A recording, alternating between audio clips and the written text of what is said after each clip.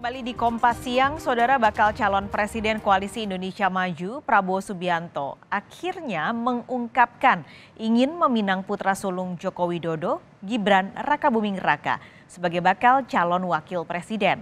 Dan langkah politik Gibran bisa mulus bila uji materi dikabulkan sejumlah hakim Mahkamah Konstitusi pada Senin pekan depan. Sebelum deklarasi cawapres, apakah menunggu putusan MK, Pak? Iya. Pak, apakah tidak dirasa terlalu mudah, Pak Gibran sebagai cawapres, Pak? Iya, maksudnya kayak pengalaman juga masih minim gitu loh, Pak, Mas Gibran ini. Apakah tidak dirasa terlalu muda dan masih... Gimana kalau kehendak rakyat begitu? Ya. Berarti ini kita tidak bicara kehendak elit, tapi ini kalau ada dukungan dari rakyat, Anda sendiri dengar jangan mana. Ya. Setelah putusan MK dibahas bersama Iya dong, kita tunggu di MK. Prabowo akhirnya terang-terangan menyatakan niatnya meminang putra sulung Presiden Joko Widodo, Gibran Rakabuming Raka, untuk menjadi pasangannya di pemilihan presiden 2024. Langkah ini mulus bila Senin pekan depan hakim-hakim Mahkamah Konstitusi mengabulkan gugatan uji materi batas usia minimum Capres-Cawapres di Undang-Undang Nomor 7 Tahun 2017 tentang Pemilu. Batas usia Capres-Cawapres yang digugat ada di pasal 169 huruf Q Undang-Undang Nomor 7 Tahun 2017 tentang Pemilu. Di pasal itu, batas usia minimum Capres-Cawapres 2024 adalah 40 tahun. Sementara di gugatan menjadi 35 tahun atau pernah menjadi kepala daerah. Klausul pernah menjadi kepala daerah ini diajukan Partai Garuda dan 5 kepala daerah. Selain Garuda, ada Partai Solidaritas Indonesia yang juga menggugat pasal tersebut.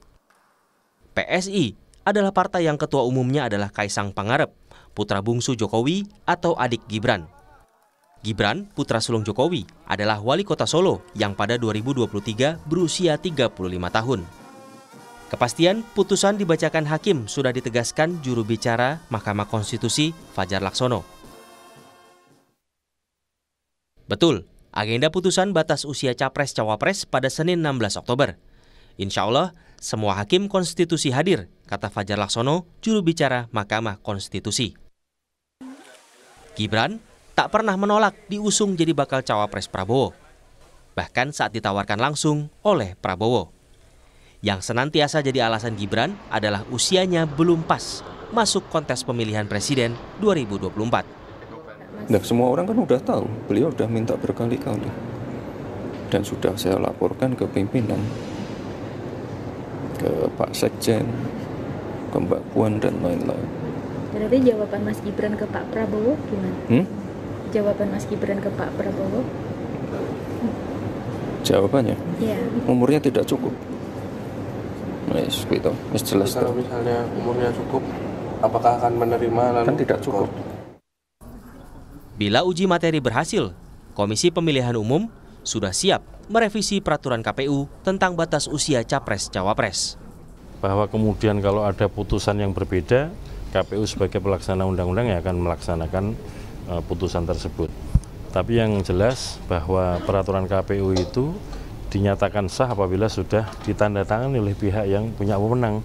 Dan kami di KPU, saya sebagai Ketua KPU hari Senin kemarin tanggal 9 Oktober 2023 sudah menandatangani peraturan KPU tentang pendaftaran calon presiden dan wakil presiden. Sekarang prosesnya tinggal menunggu pengundangan oleh Kementerian Hukum dan HAM. Sebetulnya tak cuma mahkamah yang bisa mengganjal lamaran Prabowo ke Gibran, tapi juga restu Presiden Joko Widodo.